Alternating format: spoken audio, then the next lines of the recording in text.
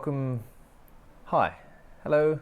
G'day. Welcome back to the Before I Go podcast, a place where we get to share the things that we want to say but are too afraid to.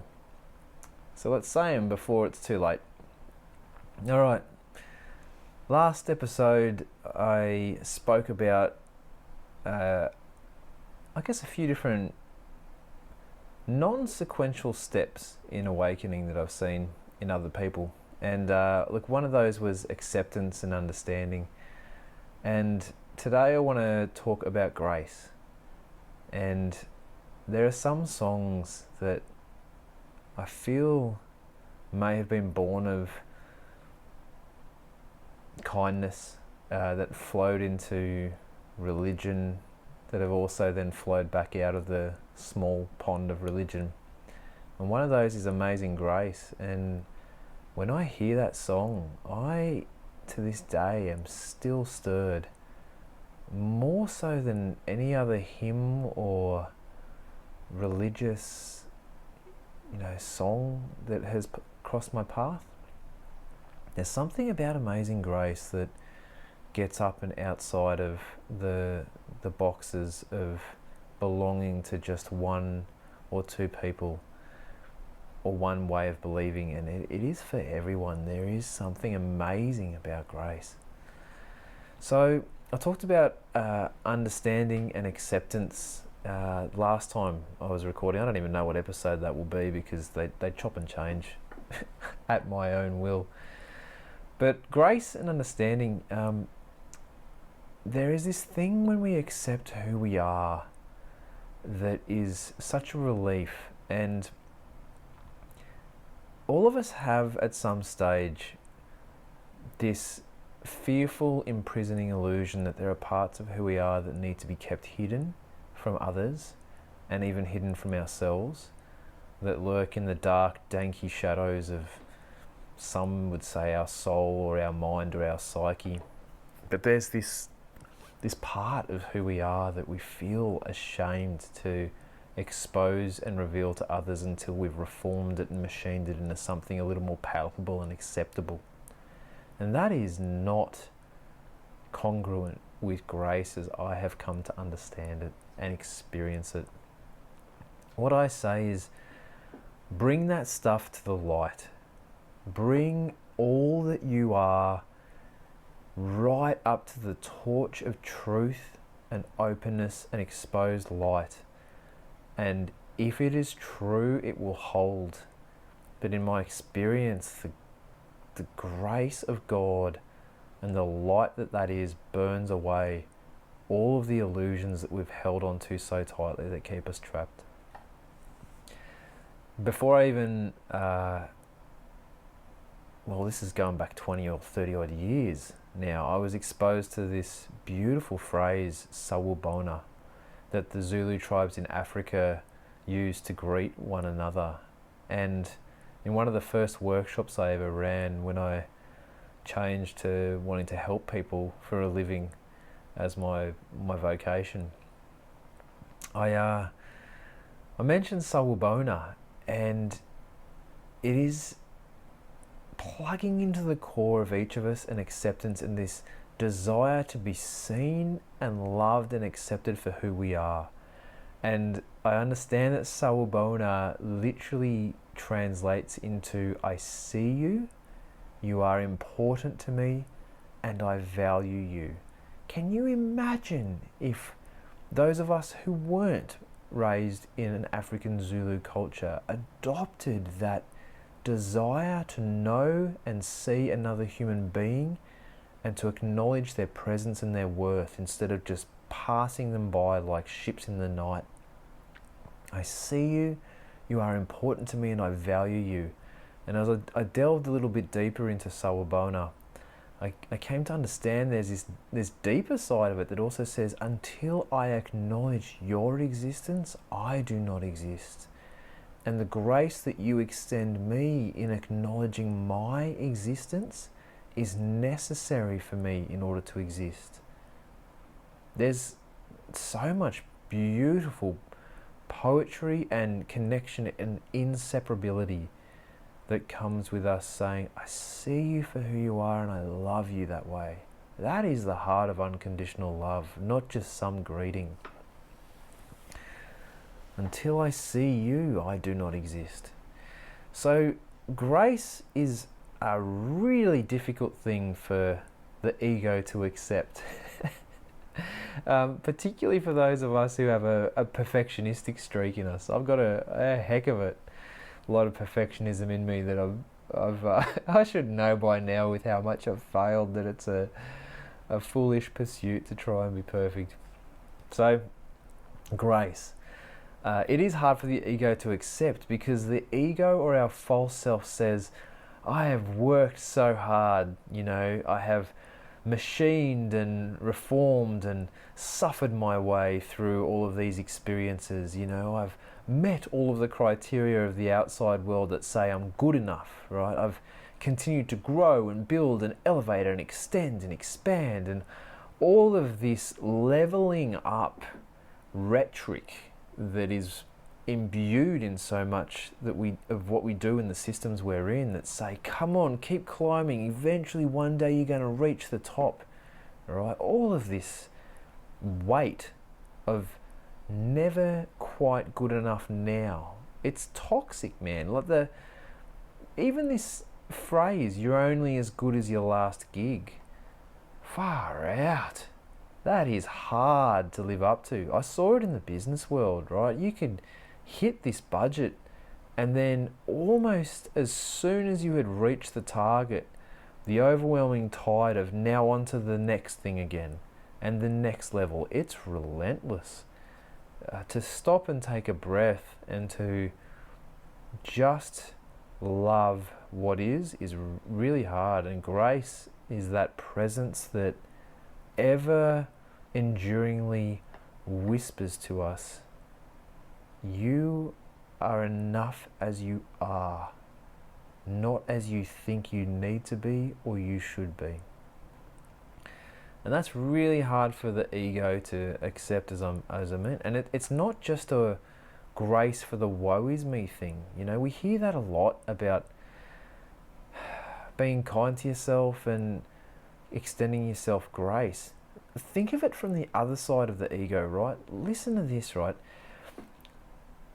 The ego says when grace is offered and extended to oneself or another, you mean after all of my hard work and my suffering, all I've sacrificed? Me. Do you mean to tell me that despite my success and power, despite all of my personal victories and triumphs, despite my apparent claim to self-actualization and my ability to take care of myself so that nobody else has to, you mean despite the clear evidence in my life that I have been a better and superior human to others, that you are still kind enough to extend me the grace that says I cannot work my way through to love and acceptance?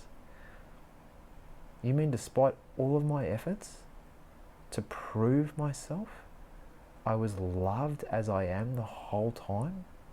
That's really hard to take if you buy into the message that you can somehow do or work your way through to the grace of life itself.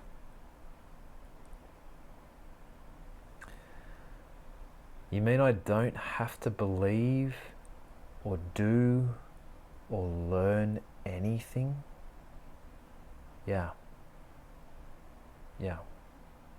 That's really hard to accept if you are operating from an idea of self. And that's not who we are. That's ego. In some of the work I do, I see the Enneagram as a useful tool. I might talk about it at some stage, but I don't really want... Well, it's a fearful thought I have. I don't want people to become dependent on or think they're dependent upon some sort of diagnostic tool to tell them who they are. The Enneagram is beautiful. It's the opposite of that. It shows you and illuminates the depth of the ego or the false sense we've created, and then invites us to step outside of that in order to acknowledge other people's existence and to connect with others. What I do see happen with any profiling tools like the Enneagram is people find their type and then entrench into it, and that just strengthens the ego. So I know I've taken a segue talking about the Enneagram here, but I'm mentioning this not to box people in, but to reference the Enneagram as a really great tool for illuminating the ego that we try and keep hidden from ourselves, that we think we are. So I work with perfectionists, which is a label. I don't see them as perfectionists. They'll tell you that's what they think they are. They've picked up some message that they have to somehow reform and improve their way through to finally accepting the grace of love and kindness of other people. And that's heavy to carry. I know what that's like. You have to be a good boy or girl, right? Such a toxic message. This is what you need to do in order to be okay and be loved and to be a good human being. You be a good boy or girl, right? And that is really, really hard to live into all the time, when fundamentally it's through our shortcomings that grace is extended to us, not our triumphs. So there's a song that was written by a band called Sleeping at Last, called One, numerically the number one. Have a listen to it. If any small bit in you winces when I suggest that you may be perfectionistic or trying to somehow attain grace, have a listen to this song called One by Sleeping at Last. I'll just read out a few of the words, because when this hits home and goes beyond the level of thinking and belief and talks to the heart and soul of those who so desperately are trying to work their way to grace, I see it and it just shatters so much of this heaviness. These are part of the lyric. It says, "But the list goes on forever of all the ways I could be better in my mind, as if I could earn God's favour given time, or at least congratulations. Now I have learned my lesson.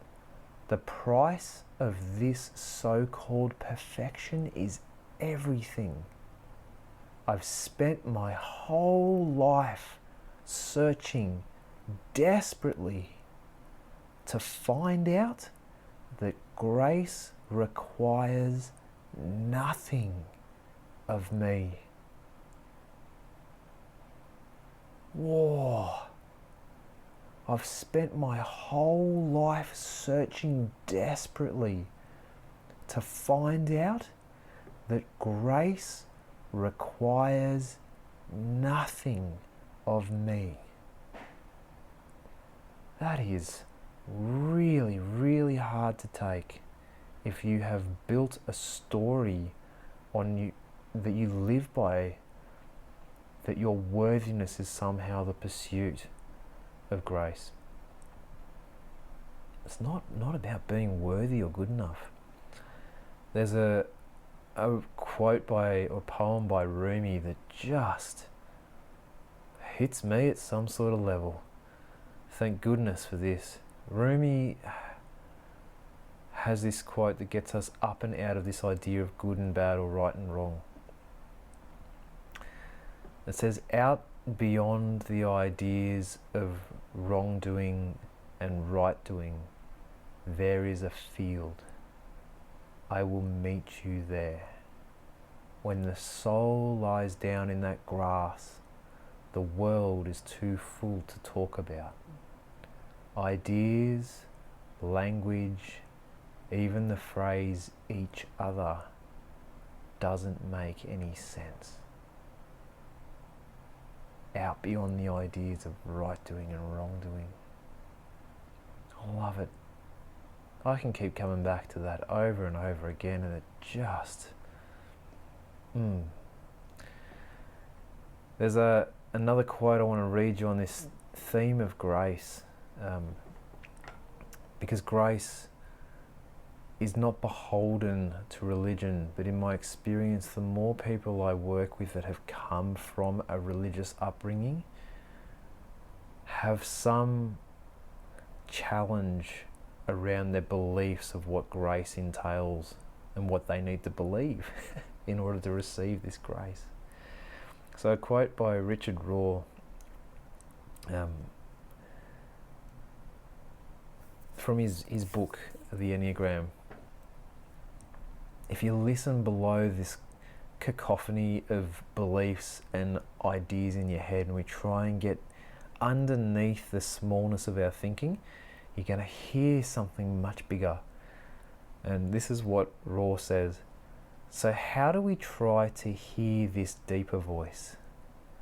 When God speaks, it is first of all profoundly consoling and, as a result, demanding.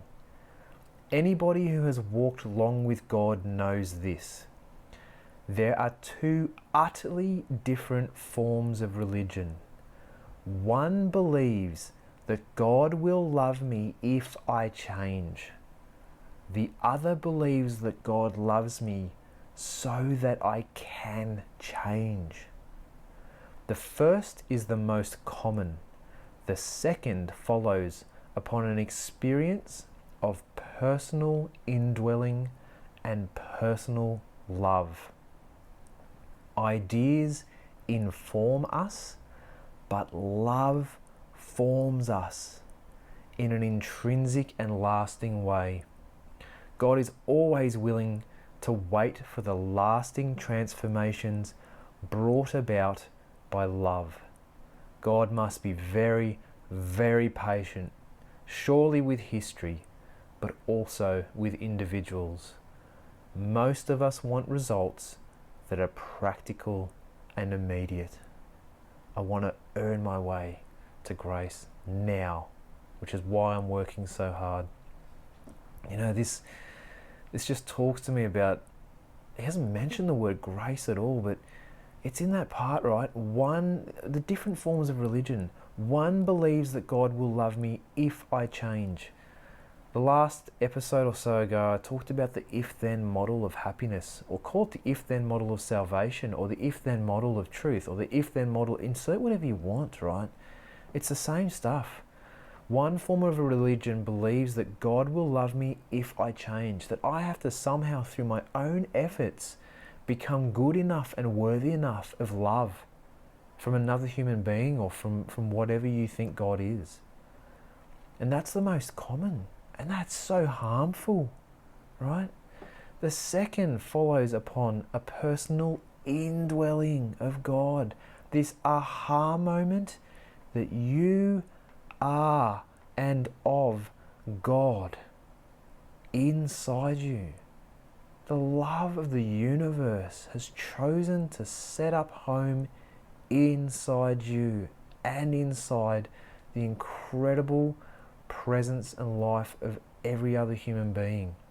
If we can just listen to that deeper voice and get outside these beliefs. One form of religion believes that God will love me if I change. The other believes that God loves me so that I can change. To shift it out of this religious context, substitute God for love or creation or energy or whatever it is. There is already a presence in and of you that gives you what you need to be able to let go of your ideas of who you are and what you're capable of, and shift you into the deeper knowing of your creative potential, your capacity to create and be a home of love. It's amazing, mate. It's really amazing. So grace, right? It doesn't require anything of us. Grace is nothing more than an invitation to know that you are already enough. And then you're going to want to do something with that. You're probably going to want to give it away to other people. You're probably going to want to remind other people that that's what's going on, or point them. You can't give it away, right? You can't give away something that is bigger than you. just love who you are. Accept that you are loved, right?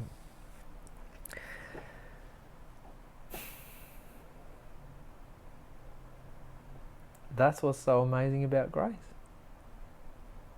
You can't earn it. You can't own it. You can't bottle it up. You can't write about it. I can't even talk about it. Because when I talk about it, it's not it. If you think it's out there somewhere, it's not.